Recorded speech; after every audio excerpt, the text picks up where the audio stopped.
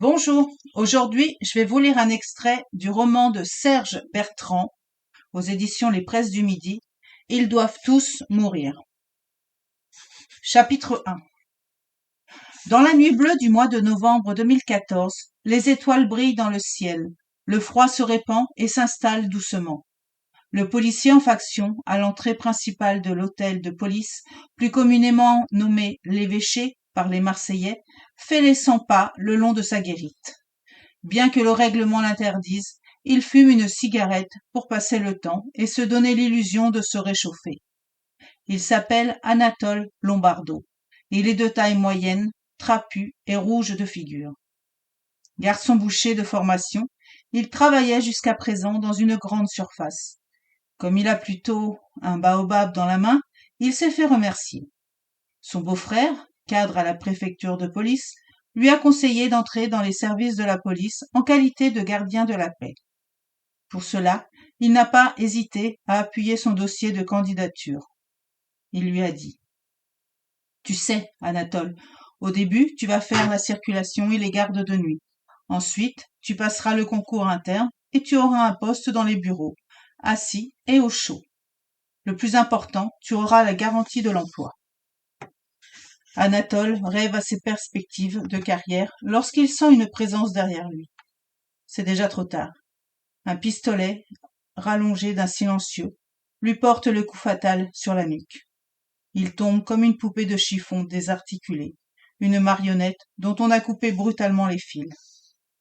Ses paupières se referment et il sombre dans le néant. Très vite, deux individus, vêtus de combinaisons noires et de passe-montagne, font disparaître le corps du policier dans le fond de sa guérite. L'un d'eux récupère sa veste en ciré, sa casquette, et se met en poste à sa place, pendant que l'autre envoie un message sur son talkie-walkie. « La voie est libre, vous pouvez venir. » Il prend soin de détruire, avec un tir de précision, la caméra de surveillance du porche d'entrée et se met en place dans la guérite. La barrière se lève, un fourgon se présente et pénètre dans la cour de l'évêché. Le chauffeur reste au volant, un autre acolyte vêtu de la même façon descend par la porte coulissante, rejoint par leurs complices de l'entrée. Les hommes en noir se dirigent sans hésitation vers le bureau de permanence où se trouvent deux fonctionnaires qui parlent avec ferveur du cheval sur lequel il faut miser à tout prix au prochain tiercé. Tout se passe en un éclair, sans un bruit. Les gardiens de service s'effondrent sur leur bureau, une balle dans le front. Parfaitement renseignés, les gars en noir savent qu'à cette heure tardive, l'endroit est sans grand danger. Ils descendent en silence des escaliers et rejoignent les couloirs des cellules. Assis, devant une table, le geôlier, un gaillard obèse qui sent la sueur comme une boule puante ambulante, consulte attentivement une revue pornographique. Le métal froid du revolver sur son cou le tire de ses fantasmes inassouvis. Une voix lui dit : « Ne bouge plus ou tu meurs. » Il se retrouve hébété et mort de peur, devant deux bonhommes cagoulés. D'une petite voix aiguë, il arrive à dire : « Que voulez-vous ? » Le chef du groupe lui explique : « Tu nous conduis à la cellule d'Ange Magnifico. Tu ouvres, il part avec nous, et toi, tu restes en vie. »« Je vous conduis tout de suite. Je vous en prie, ne me faites pas de mal. J'ai une femme et des enfants. » Le gardien se lève, prend son trousseau de clés, avance dans le couloir, les jambes flageolantes. Suivi par les hommes en noir, complètement terrifiés, il urine dans son pantalon. Au bout de plusieurs dizaines de mètres parcourus devant les cellules, il s'arrête et ouvre une porte. Le faisceau de lumière, qui éclaire l'intérieur du cachot, laisse apparaître un homme âgé, au visage buriné, aux joues creuses avec des yeux étranges couleur ambre et des cheveux gris longs jusqu'aux épaules.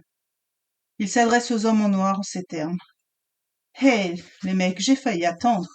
Je vous remercie de me sortir de ce pétrin. Je savais que mon ami ne me laisserait pas tomber. Allez, Ange, dépêche-toi.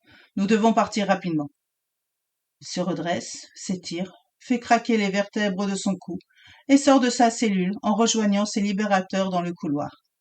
Le gardien tremble comme une feuille lorsque le chef du gang derrière lui chuchote à son oreille : « Tu vois, tu as été réglo, et Zélim tient toujours parole. Tu ne vas pas mourir. » Avec le revolver, Il lui donne un violent coup sur la tête. Le maton tombe de tout son poids, face contre terre. Le duo de choc entoure Ange et remonte les escaliers des geôles, arme à la main. Pendant ce temps, une voiture de patrouille arrive devant le porche de l'hôtel de police. À son bord, 2 policiers ramènent un jeune délinquant. Depuis la guérite, l'homme du gang, déguisé en gardien de la paix, salue le chauffeur et ouvre la barrière. Il prévient par talkie-walkie ses complices de leur arrivée dans la cour. La voiture s'arrête. Les 2 fonctionnaires descendent. Ils sont abattus par les feux croisés de grande précision du chauffeur du fourgon et des hommes revenant des cellules.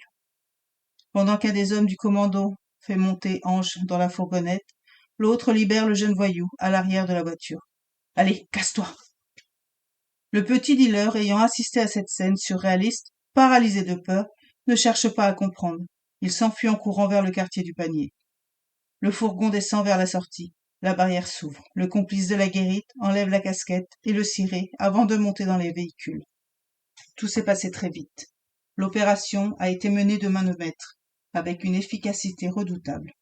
Quelques minutes plus tard, la fourgonnette disparaît dans la circulation.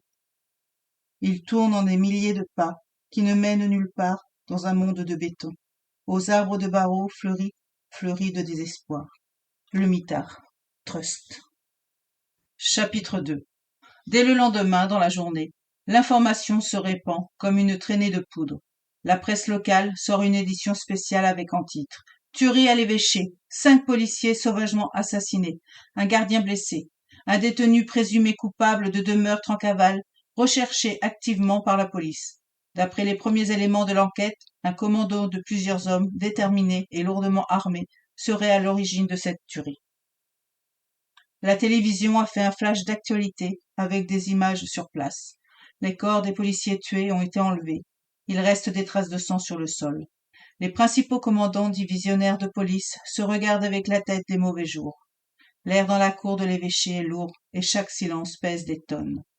Ils n'avaient été confrontés en aucun cas dans le passé à une telle situation. Des vagues d'interrogations les submergent, mêlés au désarroi et à la colère d'avoir perdu 5 fonctionnaires de police dans des circonstances abominables. La tristesse, la rage, la frustration les tourmentent. Ils demeurent aspirés par le gouffre de leurs incertitudes. Dans le chaos de leurs pensées naissent sans cesse d'autres questions sans réponse. Pour l'instant, ils ne font que piétiner. Qui sont ces hommes du commando? Qui est le commanditaire? Quel rôle joue Ange Magnifico? Pourquoi une telle tuerie et pourquoi prendre autant de risques juste pour le libérer? Il y a forcément un lien. Or, cette absence d'éléments ne permet pas dans l'immédiat de suivre une quelconque piste. Celui qui doute veut se rassurer. Celui qui regrette ne veut plus recommencer. Celui qui a du remords s'en veut à perpétuité. Celui qui ne ressent rien de tout ça, il est mort. Noël fini. Voilà pour la suite. N'hésitez pas à vous procurer Ils doivent tous mourir de Serge Bertrand aux éditions Les Presses du Midi. J'espère que ces 2 chapitres vous ont plu et vous ont donné envie de les découvrir. Je vous souhaite une très belle journée. Je vous dis à très bientôt. Au revoir.